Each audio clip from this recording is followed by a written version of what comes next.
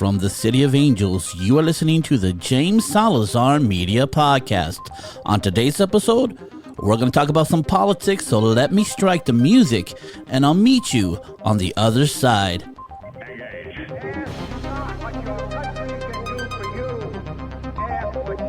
It's one small step for man, one giant leap for mankind. Say hello to my little friend. No, I am your father. I'd like to take this chance to apologize to absolutely nobody. And welcome to the James Salazar Media Podcast, where you get your weekly dose of pop culture, politics, and futurism. I am the formerly mentioned, your host, James Salazar, a.k.a. The Media.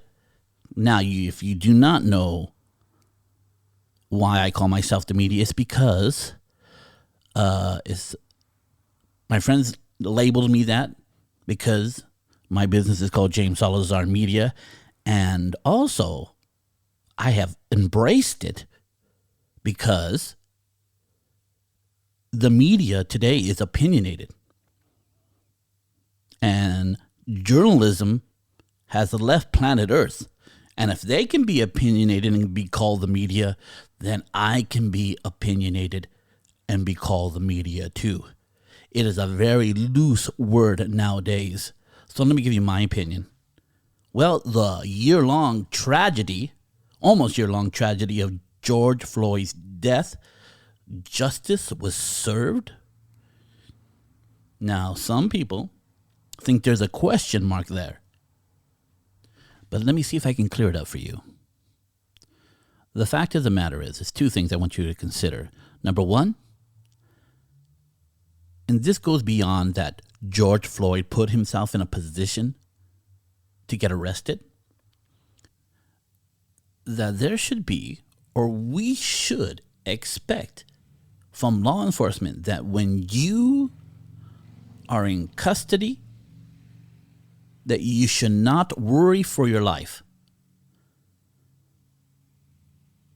Is it in the realm of possibility that when a cop handcuffs you, that you should not be at risk of dying?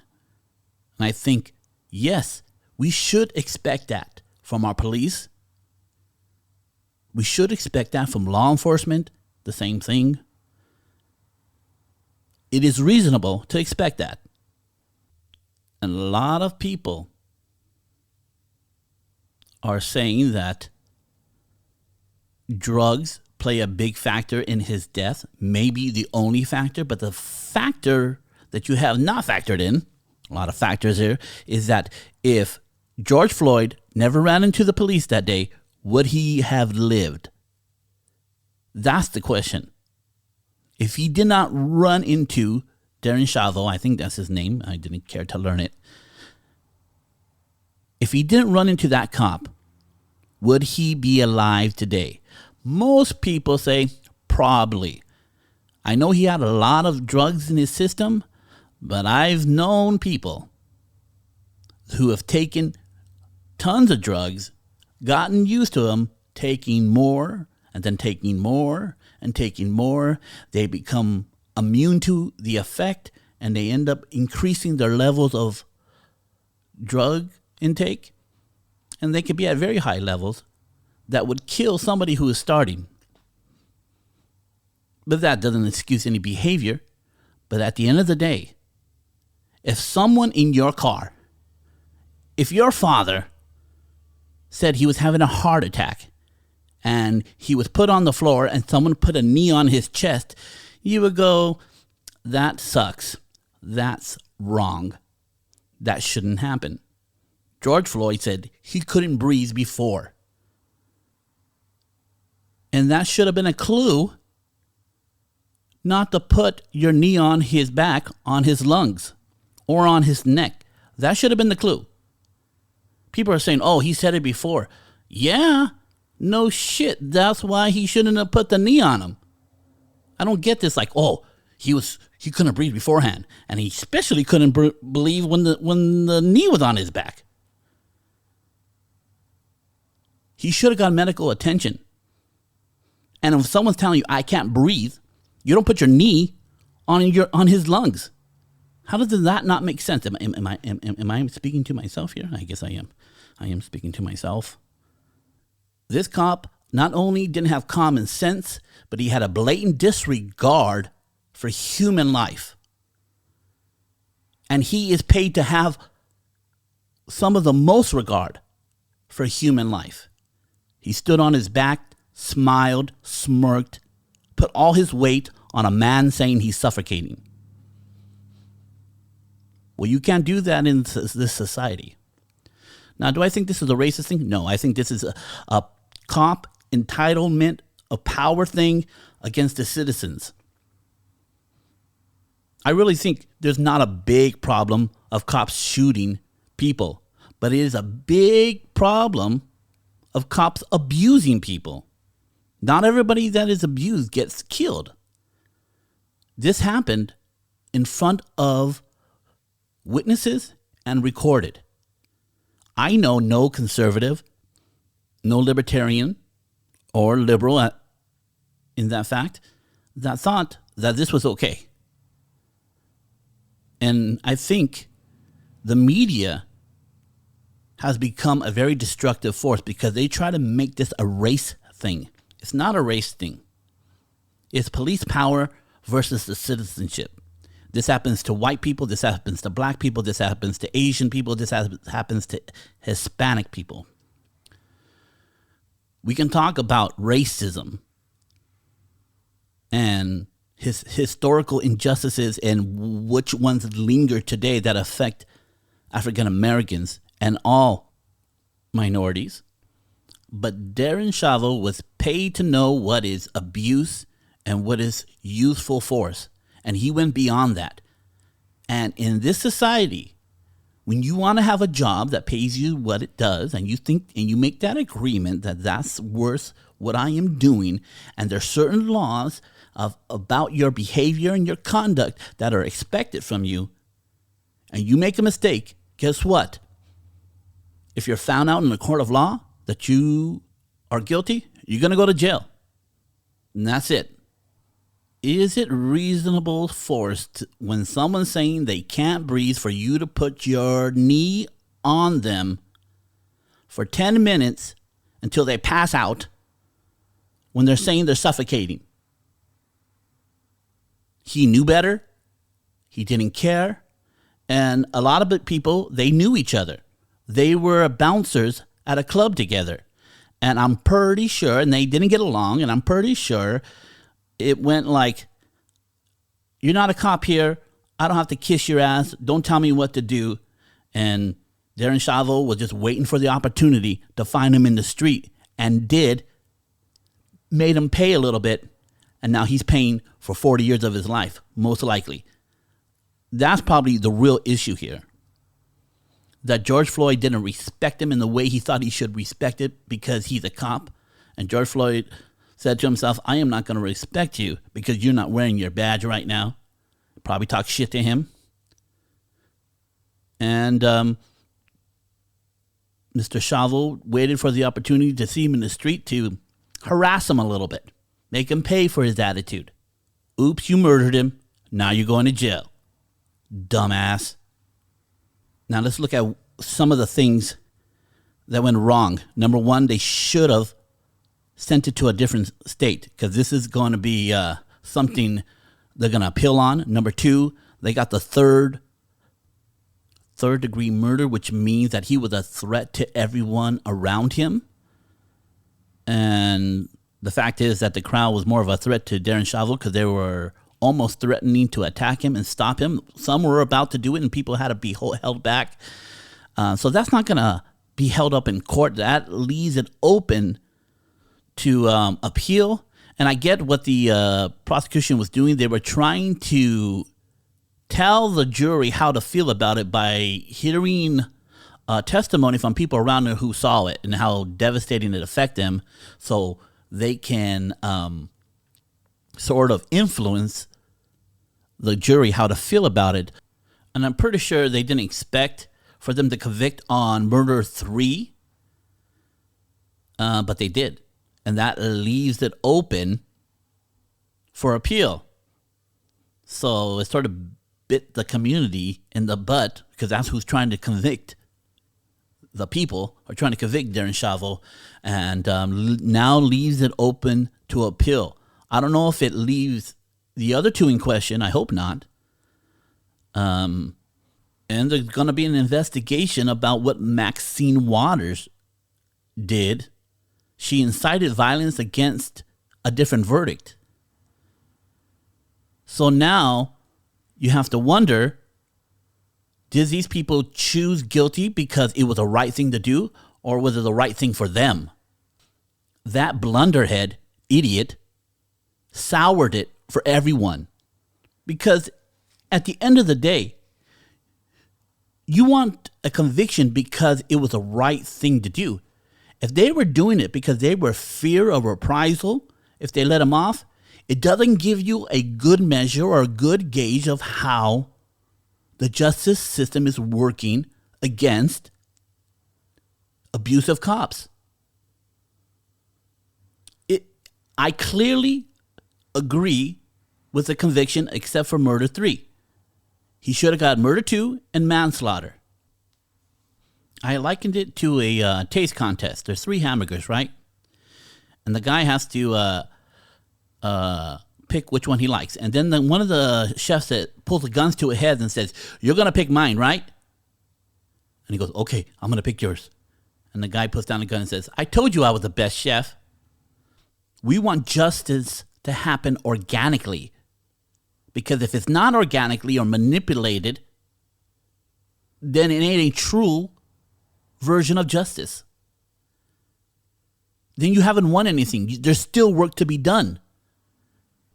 When it comes to police abuse, there's still work to be done. If this was brought about by fear of reprisal and not for justice, then you made no movement, and they sort of lied to you. This is why what Maxine Waters did was so destructive and so self-serving. I mean, she went to a different state, not her constituency, and advocated violence for that city. She's the worst. I'm just telling you. Anybody who thinks she is great, I surely is suspect about your intelligence. She soured it and it left it open to appeal. A great appeal. If they can prove that the jury saw her say that, they were watching TV, this thing's going to get thrown out. And it'll be her fault. She should be thrown out of Congress, or where does she, Senate, whatever. She needs to be gone if this happens. So, if these people believe that their life and livelihood was at threat, if they didn't make the right decision, then the movement hasn't won a victory. It hasn't. You want the people, you want the system to come up with fairness and justice organically. You can't put a gun to people's head and say, "Oh, see, I told you society gotten better." No. That's not how it works. And I hope it doesn't get appealed. I hope the convictions stay and justice is served. And the fools think that this was some kind of fake thing like a UFO. I don't fuck with these people because they're stupid. Look, I believe the police is necessary, and not only should they not be defunded, they should be funded more, and part of that funding should be for training and more observation. And the odd thing about this wasn't a shooting. This was physical violence. No one got shot here. That's a whole different story. That's a whole different problem. And let me tell you something. If your son was pulled over for being intoxicated and he's handcuffed and he ends up dead on the way to the precinct, saying, well, he should have never drove and drunk, it's not going to do it for you, right? It's not a good excuse, right? The police can't be judge, jury, and executioner. They can't. This is why if we can come up with a technology that the police can stop people as good as a bullet, but keep them alive, I would immediately disarm police officers and give them that new weapon. I mean, they can carry a gun off duty because that's their American right. But when they're working for the state, they should have that new weapon. And we should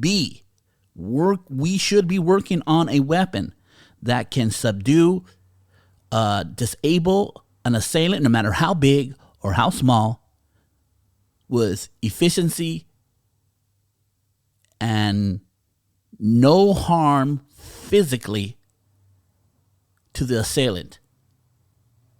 I will take away the ability for the state to kill people in the street, whether it happens by accident, whether it's justified. I don't believe the police should have that power. And as soon as we get the technology, we should exchange it out. Until then, they need it. Because when people are involved in doing crime, they have put themselves in a precarious position to anything could happen. And most of those things are bad. You don't want to have bad outcomes. Don't do bad things. First rule.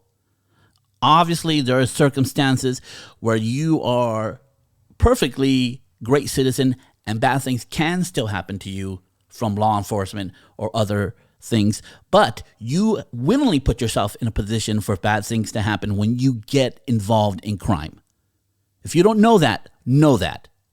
When all my friends at a young age decided to be in gangs, I stood away from those friends. It was heartbreaking to me, but I stood away with them, didn't hang around with them because they were going to be involved in crime. And they had bad outcomes. They did. And it was their choosing. They could have chose with me, but they chose not to. And I get it. Black people's struggle is special. It is. Because Hispanics, they got roots to Mexico and to Spain and to a Indian culture. White people have a great Western culture. Asian people have their culture. But black people were stolen from their country, from their place of origin, turned into slaves, destroyed their culture. Then they got freedom because it's an evil thing and said, hey, well, figure it out now. Do your best. Where all these other cultures have the advantages of cultures that have a root. Where the black peoples, they were rooted out of where they were. So they had a much harder hill to climb. And when left to their own abilities, they financially were better in the 1950s and the 60s in the heat of racism. Then the civil rights movement came and there was victory won there for equality. There's no segregation. And then somehow, some ways, right liberals came in and decided to socially engineer off the backs of black people. Now, 90 million babies, black babies, aborted later. Let me tell you something. There were more black people in America than Hispanics during the Civil War. What happened to those people? You going to tell me that black people don't like screwing and having babies? Of course they do. Because white people told them that they shouldn't have a baby because they're poor and black, which is racist. In 2011, and they stopped counting for political reasons, obviously, because the number is horrendous. 360,000 black babies were aborted. Just in that year alone. Now, they ain't putting up those numbers anymore because it's a stark rebuke against liberal policies. Black people have literally aborted their power away. There should be technically more black people than Hispanic people. Also telling black mothers that they don't need a father, that the government will take care of them. And when the statistics of fatherless children are so devastating, so demonstrative, going in one way, and the black community has suffered the most from it, almost 70% consistently, hopefully it's gone down, black families are fatherless. Crime statistics for all races go up in fatherless homes, in the white home, in the Asian home, in the Hispanic home, and in the black home. Crime statistics go up when there is no father in the home. You can't skew the numbers. It is a fact. And when the state comes in and tells you that there's no need for a father, especially to black families, well, you're going to see a devastating result of incarceration, suicide rates, and abortions. Like we see. Let me tell you something. The most dangerous sect of people in the world are young men. They are full of testosterone. They got chips on their shoulder. They want to challenge everybody.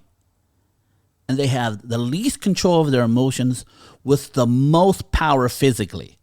We wish it would be the other way, that they when they have the least emotional control with the weakest part of their body, but that's not how it works. And they're dangerous. And the only stopgap against that is a father who's been through it, who can tell them the right way and compel them to choose right. You ever seen the movie Colors? I know the movie Color has a lot of stories, but the main story is this, is that the kid who had a father got out of the car. And the kids who didn't have a father went on to go perpetrate gang violence. But the kid who had a father, and he was the only father in that community, amongst those kids, chose to get out of the car because of the influences of his father. That's the true story. That's the true story of young black men. When a father is in their life, they choose to get out of the car. And the kids who don't have them are working under a totally different set of values that were not given to them, but they had to create out of survival and necessity. That leads them to bad results. So the white liberals came in and told them, you don't need a father. But the black community is on to the Democratic Party. More black people voted for Donald Trump than ever before, even though he is not the best person. He had a lot of issues and eventually didn't get him elected, but more black people voted for him this time than ever before. And liberals are never going to fix the black person's plight in America. Black people are going to have to do it themselves. And now the black people know it. And this is why liberals or Democrats, whatever you want to call them, or leftists, some people make a distinction. I think this distinction is not enough to change anything, are ready to replace the black vote with undocumented people from other countries. Because those undocumented people will vote for them for the next 20 years. Not because they believe what they believe, it's because they let them in. And you sort of got to, reward them for letting them do that. And the Democrats know it, and they know they can no longer perpetrate this lie that you're actually going to do things for black people, which they never do. And now black people are noticing it, and they're leaving the party. They're voting Republican, or they're libertarian, or this middle of the road. They're not going to be a part of any party. And they know they're losing their hold on them, so they're replacing them with undocumented people. Liberals socially engineering off the blacks of people should no longer be tolerated. And the results that came from that social engineering should be a stone to hang around their neck to throw them into the sea. They should no longer be tolerated, these people. But I can't make people realize that. I can only say my piece, and hopefully you see the light. And for sure, if you think I'm misguided or I got it wrong, please put it in an email. We'll discuss it. But at the end of the day, liberal policies have ruined the black family. And if you ruin a family, the children of those families are done a disservice, and they're left out into the wind to fend from themselves, where other cultures are not affected. Hispanics don't abort. The father stays in the home because of culture. Asian people, fathers stay in the home and they don't abort because of culture. White people, the same thing.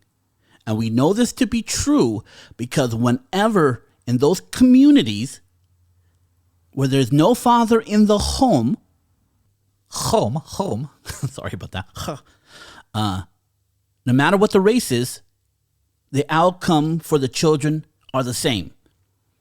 It's an issue that has nothing to do with race, has everything to do with the father. And now look I'm not telling you to stay married to somebody that you don't get along with and that it is bad.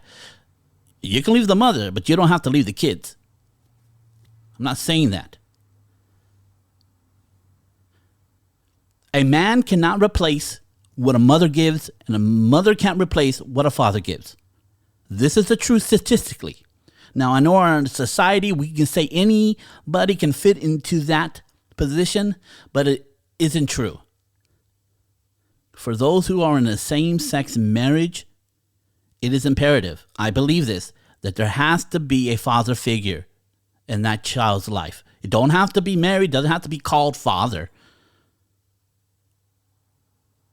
But there has to be a father figure in that kid's life. It's imperative that happens for the correct adjustment for that child. An influence that is strong. Same thing. If there is a man and man, there has to be a woman's influence in that child's life. Doesn't have to be mom particularly, but it has to be a mothering figure. A man can't replace a woman. Never. It's my opinion. So I'm happy at the convictions. I am worried about the things that could make it appealed. And we need to get rid of Maxine Waters. She needs to be fired. And black people, you are the key to your success, not the government. I'm telling you. It doesn't know how to have you prosper. It doesn't have the ability to have you prosper. So stop looking to it, because it's going to sell you the lie that it can. It can't. It never has, and it never will. I'm sorry. It can only maintain a survival mentality where you depend upon it. But if you want more than survival, it's got to come from you. It's got to come from a unity in the community, and taking those things that are negative out of your culture and replace them with things that are good consistently through all the cultures. There is something about Asian culture that have high levels of success towards their children. And I'm going to adopt those for my family and my daughter, who is Hispanic.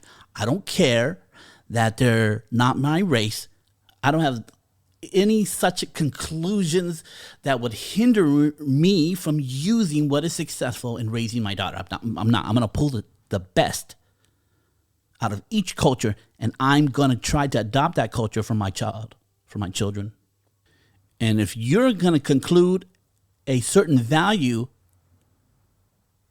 of white culture that produces success and not do it just because it's white, then you're stupid.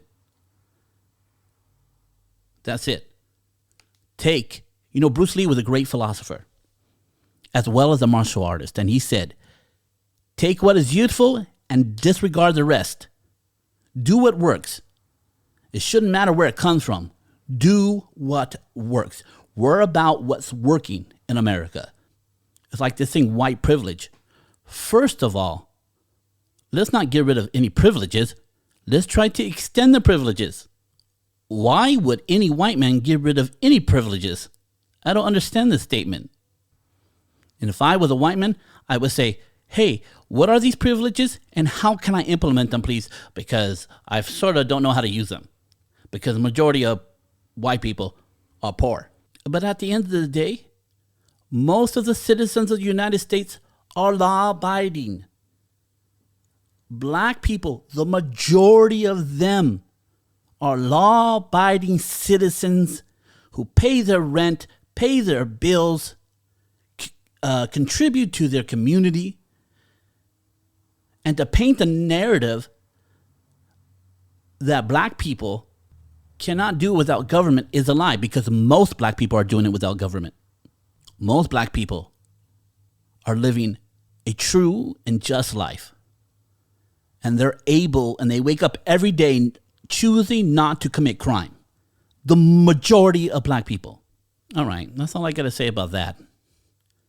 I am happy about the decision.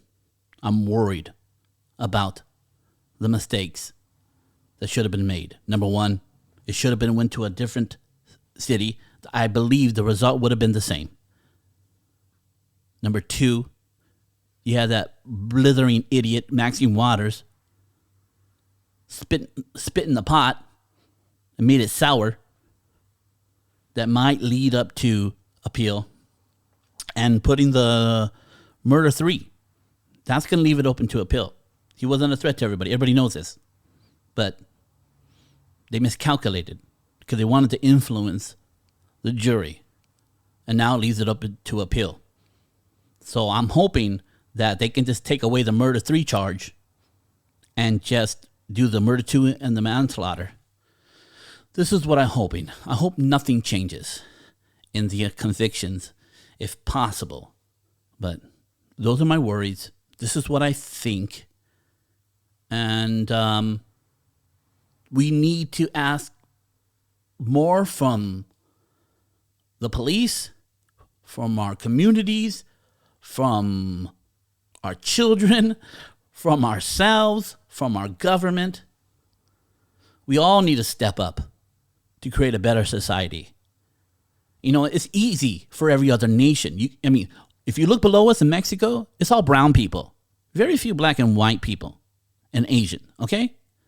So they don't got the issues that we have. Go up to Canada, all white people, very few black people, very few Hispanic people, very few Asian people, mostly white. In America, the white are still the majority, but there is a healthy minority that is growing into 50%, if not more. I'm not sure where it is yet. We are the least homogenized nation. We are most accepting of other cultures. We are not perfect. We are figuring it out, but we are trying more than any other nation on this earth. There is no other nation who is a mixture of other cultures and embraces that than America. It's the truth. And the fact is, you ain't going nowhere else. The fact is, American black people do not want to go to Africa and go to a 90% black population. Hispanic people born in America do not want to go to a 90% Hispanic population. Asian people do not want to go back to China and be around a 90% Asian culture. They like the melting pot of America. God bless America. But there's still work to be done. Legal Shield, everyone. I am now doing Legal Shield. And you should do it too. And at the very least, you should use it. You see, people who have lawyers have different results than people who don't. It's just a fact. And I'm sorry, a public defender, they don't have the motivation to give you their best. But because of the advent of technology and 4 million members paying $24.95 a month into a pot, you have access to a lawyer on retainer, and the lawyer will get paid what he's worth. $24.95 a month. If you would get a lawyer doing anything right now, it's going to cost you thousands of dollars. Legal Shield covers a variety of legal issues, including family law, IRS, making a will, people trying to prosecute you, and a variety of others. And this is a game changer. When you join Legal Shield, you get an app on your smartphone. And you can push a button and you can get a lawyer to get on the line with you as fast as possible. This is a game changer when you're pulled over by police and you're afraid and you don't know what to do and you feel that your rights are being violated. You can get a lawyer on the line to be with you during that encounter. Game changer, people. Game changer. It's just $24.95 a month to have a lawyer on call. You pay more than that for a car insurance. This is legal insurance, people. You should be about it. People who have lawyers have different outcomes than people who don't. And for the longest time, only the rich can have a lawyer on retainer. But because of the advent of technology and smartphones and the internet, you can have it too. I have a link in the show notes if you want more information. I am on a campaign, a mission to get everybody representation. And if you want to be on that same mission and start your own business, go to that link and check out the business opportunity. It is one you can feel good about that makes America better. Legal Shield, bringing representation to everyone. Hey everyone, that's it today. Thank you for listening to the James Salazar Media Podcast. If you have any questions or you have any comments about what I said, please put it in jamesalazarmedia@gmail.com and I'll read it online and we will discuss what you thought about it. Also, if you want to follow me on any of the social media platforms, just put in James Salazar Media. I should come up. I'm on LinkedIn, Facebook, YouTube, Instagram, and Pinterest. And maybe something more. I don't know. I'm checking it out. Everybody's all into the TikTok. So, and also, please leave a review. Hopefully a good one, please. I would appreciate it.